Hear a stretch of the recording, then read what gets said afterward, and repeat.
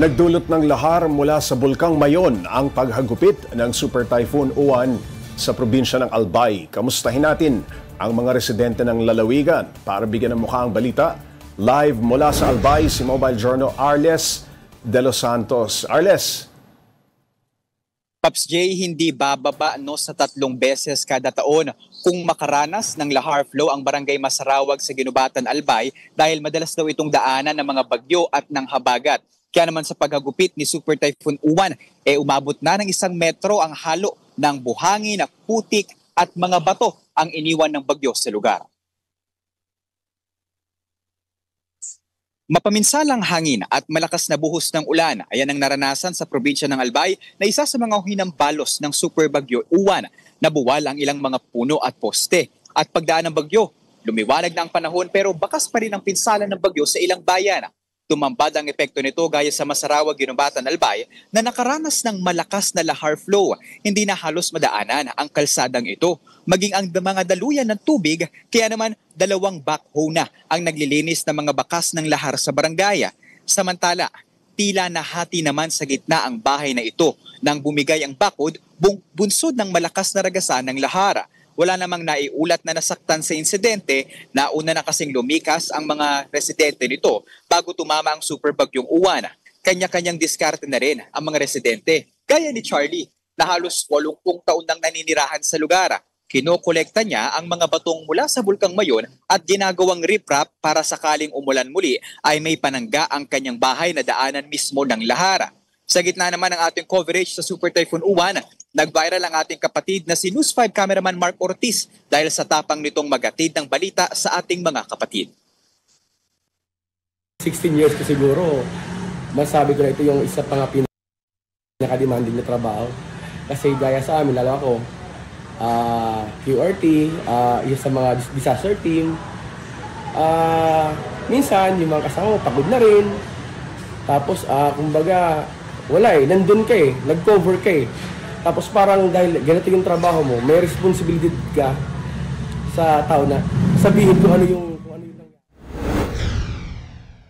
Pops J, sa ngayon ay umabot na nga sa 211,000 na mga consumer o aabot na yan sa 720 na mga barangay. Ang patuloy na naapektuhan ng total blackout dito sa probinsya. Kaya naman sa ngayon prioridad ng lokal na pamahalaan ng Albay na maibalik ang liwanag o ang kuryente sa mga sambahayan dito. Iniutos na rin kasi kaninang 7:00 pa lamang ng umaga ang decamping o yung pagpapauwi sa mga residente na nauna ng lumikas bago pa dumating ang super bagyong Uwan. Pops J. Arles, nakita natin ang ilang kuha mo dyan sa Albay nung kasagsagan ni Uwan. Mga anong oras humina ang bagyo? Pops J, kahapon pasadong 3:00 ng hapon, napansin natin na humina na yung bagyo, o sabihin natin yung ulan to be specific. Kasi hanggang sa 7:00 ng gabi patuloy natin nararamdaman yung hampas ng hangin at nakita natin na yung ilang mga yero talagang patuloy na pumapaypay sa mga bubong at yung ilang mga puno nabubuwal pa din sa ilang mga kalsada rito. Arles, nakita natin yung video mo kung saan nagtutuwang yung 2 backhoe na nag-aalis ditong mga lahar na nakabalandra dyan sa kalsada. Pagka nabasa ang lahar, malasimento at mabigat yan, mahirap palahin. Kaya naintindihan natin kung bakit kinailangan ng 2 backhoe iyang paglilinis ng mga kalsada dyan. Pero kamusta ang tulog nyo? Yan ang tatanungin ko. Kamusta? Nakapagpahinga na ba kayo dyan? O masyadong malakas ang bagyo kagabi? Pops J, so far, komportable naman tayo dito sa ngayon kumpara sa kahapon. Medyo kulang ng tulog pero para sa pinakauling mga balita para sa ating mga kapatid gagawin natin yan, di ba? Nakita nga natin na pati yung ating News 5 cameraman naghatid na rin ng balita dahil mula 6:00 ng umaga kahapon, Pops J, ay umiikot na tayo sa buong lalawigan ng Albay para malaman kung ano nga ba ang mga pinakahuling balita dito. Umabot kasi ng 77,000 na mga pamilya o 256,000 na mga individual ang kinailangan lumikas para sa kaligtasan ng mga ito. Nag-viral pa itong cameraman ng News 5, itong si Mark Ortiz. Balikan natin yung ginawang on-cam reporting ni Mark, na napasabak din sa pagbabalita. Kamusta naman ba? Bakit kinailangan gawin yun? Pops J, mula kasi umaga, Oo.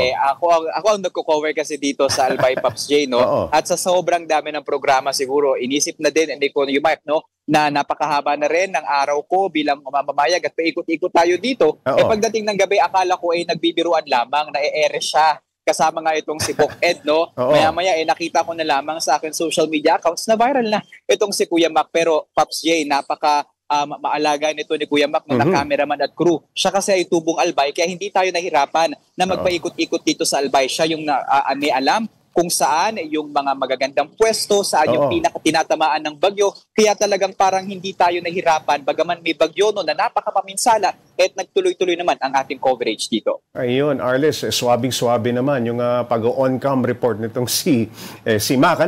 Talagang buo ang loob. Ika nga. Pero Arles, may casualty na ba ang bagyong Uwan dyan sa Albay? Sa ngayon, Pops J, ay wala pa rin naiuulat no, na casualty dito sa lalawigan ng Albay at natili sila no, na naka-alerto sa ano pa man ang mangyayari. Dahil dito, Pops J, so far, buong araw, pasalit-salit yung araw na panahon at yung bahagyang makulimlim hanggang sa makulimlim na panahon. May mga pag-ambon din tayo naramdaman pero kumpara talaga sa bagyo kahapon, parang normal na araw na dito. Yung mga residente dito, Pops J, yung mga tindahan, nakikita mo na muli na bukas no, at may mga interaksyon na para bang walang nangyari. Pero isang mahalagang bagay na tingnan dito, Pops J, maaga kasi na nagsilikas yung mga residente dito. Hindi na nila hinintay na humagupit itong si Super Typhoon Uwan bago sila umaksyon. Ayun, maraming salamat at mag-iingat ka dyan, Mobile Journal. Arles De Los Santos live nag-uulat mula sa Albay.